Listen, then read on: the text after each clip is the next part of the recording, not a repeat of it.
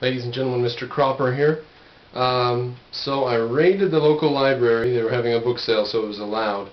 Interesting though, as I'm checking out, getting the books and putting them in the box in a suitcase I'd brought to carry the books with, the woman says, "Do you mind if I get your picture with the books you bought to prove that people buy a lot of books when we have our book sales?"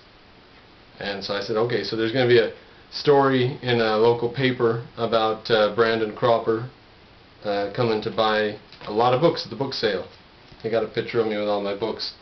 And I thought, that's weird if they're saying, look, it's true, people do buy a lot of books when we have our book sale. Why do they have to put a story in the paper about it? Anyways, so I got, first of all, Harvard Classics Shelf of Fiction. 1 through 20, but I'm missing number 1, 2, 7, 8, and 14, something like that. But this is a great section. It's got Lawrence Stern, Jane Austen, Walter Scott, Thackeray, Eliot. Hey! Damn it. Winston, get out of here. Go on. Little sucker. Thackeray, Goethe, Victor Hugo, Fontaine, Kellerstorm, Tolstoy in 2 volumes, Dostoevsky, Turgenev, and Kieferland or whatever. So that's a great section. $1.50 a piece, and it just so happened I was there between 2 and 4 o'clock, so I got 50% off on the whole thing. The next one here, the only reason I got this was because nobody else saw it, because the binding is naked, so people just didn't. If anyone would have picked it up, they would have bought it before I came along. It's called Readings in the History of Ideas, Humanities 1, The Ancient World, University of Utah Press, Salt Lake City. If people just would have known what they were passing up. Starts out talking about theogony, Herodotus. It's great. The different authors. Aristotle, Thales, Heraclitus, Xenophanes, Parmenides, Zeno of Eleatic, Pythagoras, Democritus, Protagoras, Thucydides, Xenophon, Aristotle, Lucretius, Zeno, Cleanthes, Cicero, Epictetus, Marcus Aurelius, Virgil. Gets into the Romans. Good stuff. Surprised I got it. Surprised nobody grabbed that before me. Iacocca, an autobiography. He's the one who saved Dodge Motor Company. Biography of an Idea, the story of mutual fire and casualty insurance. Started in Philadelphia by Benjamin Franklin. America Enters the World by Paige Smith.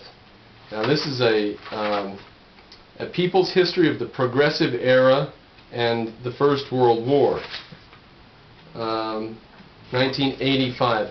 I suspect it's going to be full of a lot of Marxist claptrap, but we'll see. Archaeology, Discoveries in the 1960s, Edward Bacon. That's going to have some Marxist in it, but they have to at least show you the rocks they found. George P. Shultz, Turmoil and Triumph, his years in the Reagan administration as Secretary of State. Here's a cute one. Plays, for the drama magazine for young people, stage plays for classics. Cyrano de Cinema. It's got for upper grades. For middle age, it's got Pride and Prejudice, a play for kids to act out. And for middle and lower grades, Chronicles of Numeria, The Polka Dot Thief, A Twist of Fate. Not much in there but Jane Austen's. I don't know, we'll see what else there is. Mainstream, America, The Dreamers of the American Dream by Stuart Holbrook. I've got quite a few books of his, and I recommend him.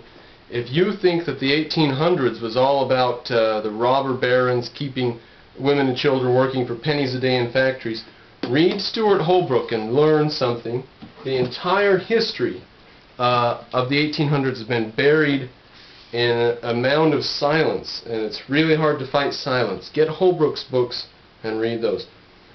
Soviet Strategic Deception by Brian Daly and Patrick Parker.